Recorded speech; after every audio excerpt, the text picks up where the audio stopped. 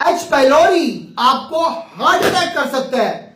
बहुत सारे ऐसे लोग हैं जिनका 5 से 6 साल एच पाइलोरी का मसला रहा, उनका मैदा खराब रहा और आहिस्ता आहिस्ता उनका एलडीएल बढ़ता रहा, एचडीएल कम होता रहा, गंदा कोलेस्ट्रॉल बढ़ता रहा और उनके अंदर से शरियानें बंद होना शुरू हुई। कई लोगों का बाईपास हुआ और कई लोगों का हार्ट अटैक हुआ। मेन वजह एच पाइलोरी थी।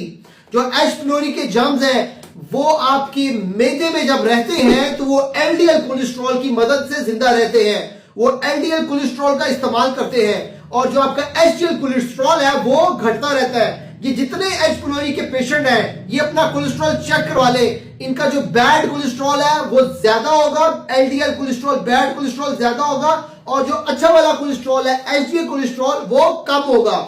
तो आपने वो तमाम खुराक खानी है जो आपके एचडीएल अच्छे कोलेस्ट्रॉल को बढ़ाएगी। ये जो मैदे की झिल्ली है जब ये डैमेज होती है यानी कि जब ये अल्सर बनता है और इसमें एच पाइलोरी का कीड़ा आता है तो उस दौरान आपका जो खून है वो गाढ़ा होना शुरू हो जाता है यानी कि कोलेस्ट्रॉल बढ़ना शुरू हो जाता है। कोलेस्ट्रॉल एक मोमबत्ती की तरह का जो मोम होता है ना, इस तरह का एक मादा है जो आपकी शरीयानों में जमना शुरू कर देता है और जब ये जम के ज्यादा हो जाता है तो ये आपकी नाली को ब्लॉक करता है जिसकी वजह से आपको हार्ट अटैक, फालज, ब्रेन स्ट्रोक और किडनी फेल होती है।